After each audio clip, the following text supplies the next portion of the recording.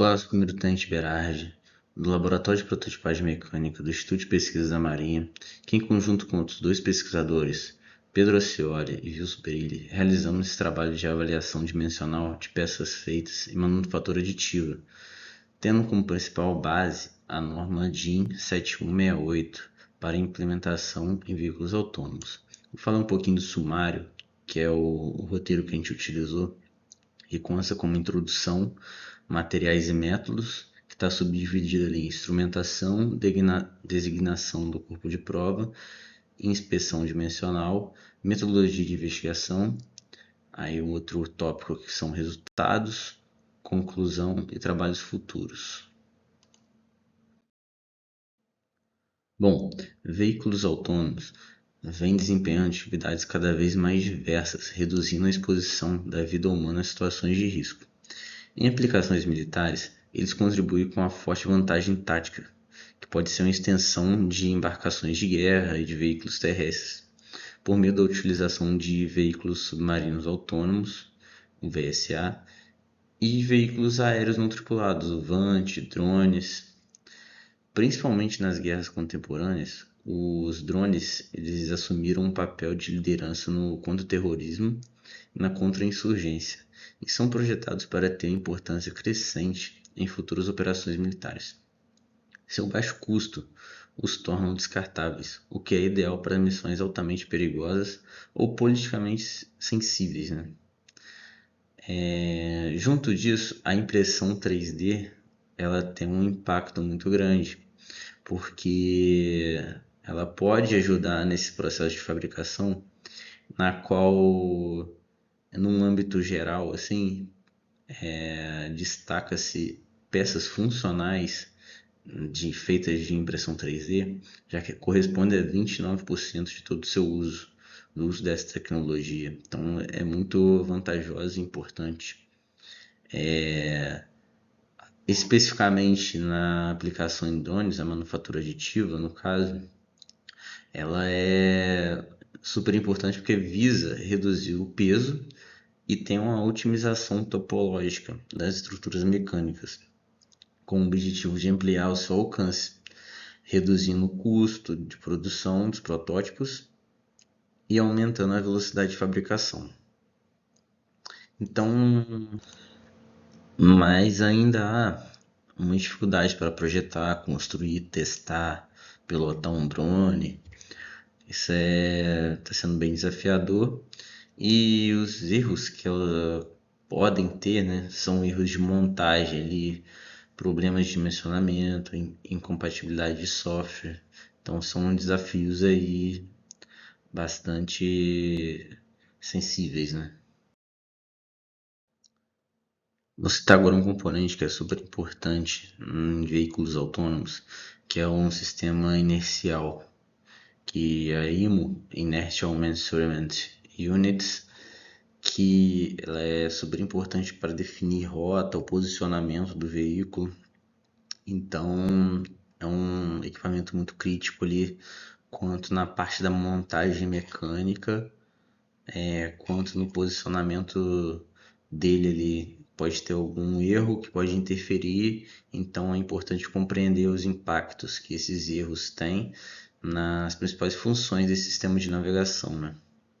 Então, abordou-se uma investigação referente à influência da espessura da camada e da densidade de preenchimento na tolerância geométrica das peças produzidas por FDM. Com isso, esse artigo visa contribuir na avaliação da regularidade da precisão dimensional de peças empregadas como elementos finais em montagem de estruturas mecânicas produzidas por impressão 3D, e cujas dimensões estejam de acordo com a tabela de tolerância da norma DIN 7168, grau médio, ratificando a possibilidade de utilizar máquinas de baixo custo e materiais mais usuais na produção de veículos autônomos em série. Agora, puxando o gancho aqui mais para impressão 3D, fala um pouco do processo, como é feito. Então, a modelagem ocorre no software CAD, que depois ele é convertido para um arquivo STL, e depois ele é jogado para um arquivo, para um software que é o Cura, que é um software de fatiamento, onde vai ser dividido horizontalmente, de acordo com as posições ali, onde o bico extrusor vai fazer o preenchimento ali do local. Estamos agora aqui na parte de instrumentação, na qual foram máquinas e equipamentos utilizados nesse trabalho, onde podemos ver aqui a ND3 Pro. Ela é uma impressora 3D de baixo custo, fácil acesso, bem comercial. E outro equipamento aqui foi uma máquina tridimensional da Mitutoyo, que serviu para a gente tirar as medidas das peças e tal. Uma máquina bem precisa, onde utiliza um software M-Cosmos, onde a gente conseguiu os resultados. Entramos agora no subitem designação do corpo de prova.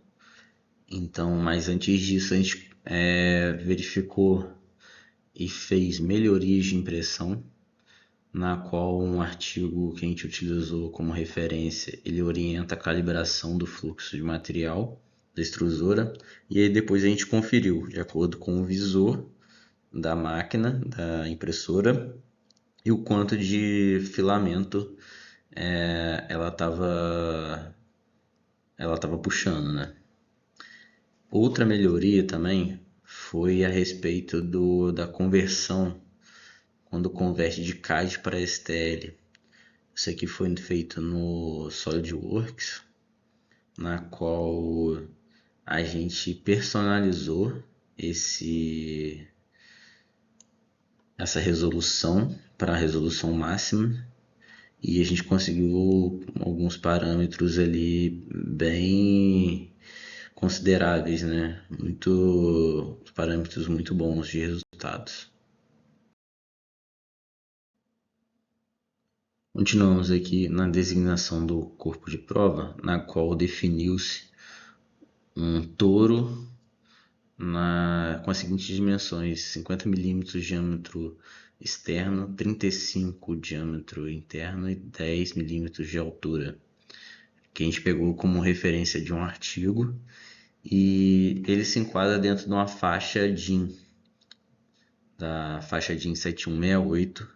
Então ele está se enquadrando dentro de uma faixa de tolerância, e com isso a gente reduziu pela metade esse corpo de prova para se encaixar em outra faixa DIN de tolerância. E definimos também alguns parâmetros de impressão, como dois materiais, o PLA, o ABS, tipo de preenchimento, linha, grade e geroide, a porcentagem de preenchimento, que foi definida em 20%, porque é a padrão que o software Cura ele já inicia, e 100% que é a máxima, só para a gente analisar os dois extremos.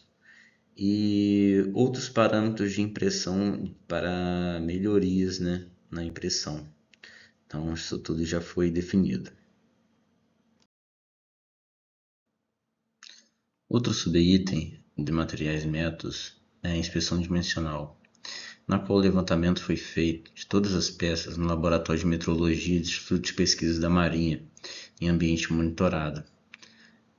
A medição de cada peça foi feita em duas alturas. Por que sendo necessário isso? Porque tem um erro de impressão que é muito comum, chamado pata de elefante, que é uma variação dimensional na base das peças, repercutindo no aumento da dimensão para medidas externas de eixos e diminuição para as partes internas de furos. Então, essa discrepância ela é em função da distância ajustada entre o bico extrusor e a mesa de impressão, que leva à compressão desse material depositado nas primeiras camadas, fazendo com que esse material extravase lateralmente. Então, nas imagens aí, a peça está invertida para justamente poder notar como essa pata de elefante ela é criada, né? E dando mais um foco ali, onde vocês podem ver ele. Com isso, então, definiu duas alturas, H1 e H2. H1 com 1 milímetro, que são próximo à primeira camada, para avaliar esse efeito da pata de elefante, e uma segunda altura com 8 milímetros, distante o suficiente da base para garantir que não interfira ali esse fenômeno, né?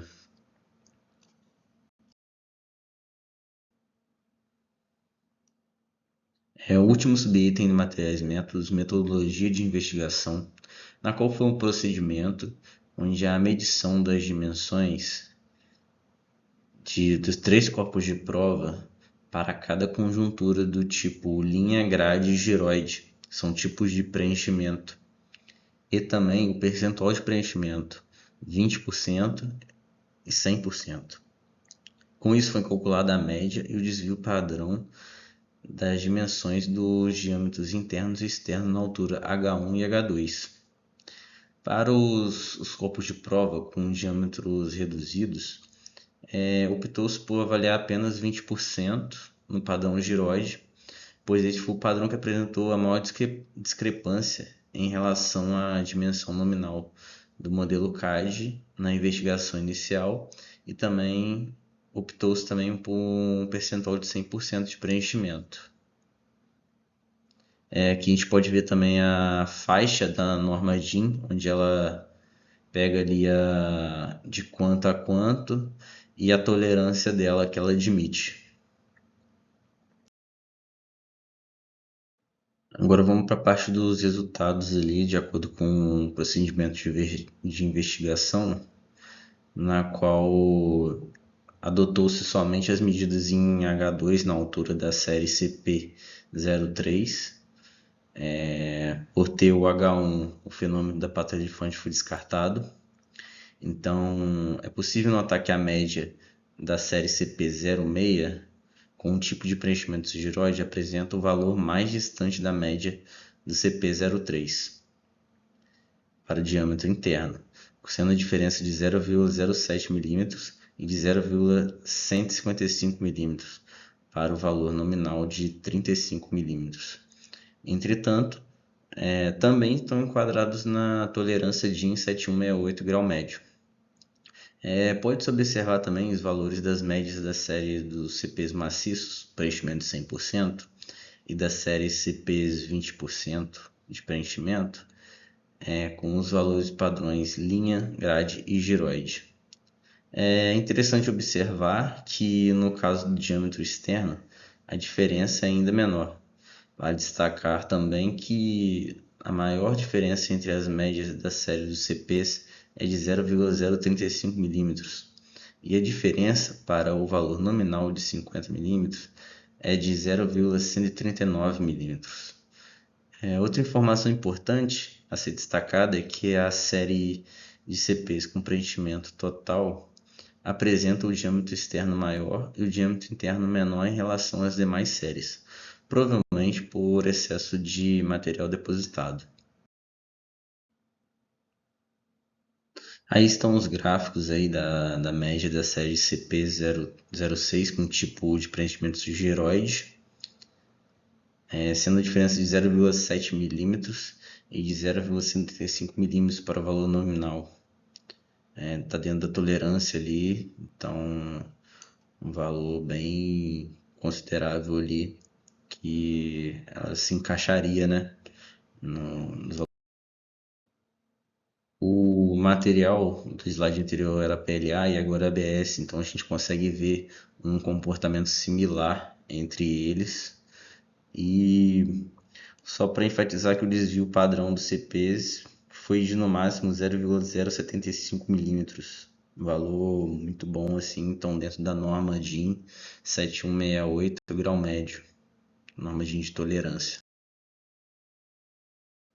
Então, seguindo para a conclusão aí que a produção de peças com produto final pode ser realizada, o material ABS tem uma taxa de compressão maior que o PLA, todas as medidas respeitaram a norma DIN 7168 grau médio, E para trabalhos futuros, pode considerar também um atendimento à norma DIN 7168 para grau fino, que avaliando a pesquisa com outros materiais, outros parâmetros de impressão, e também o estudo posterior com outras formas geométricas é bem válido.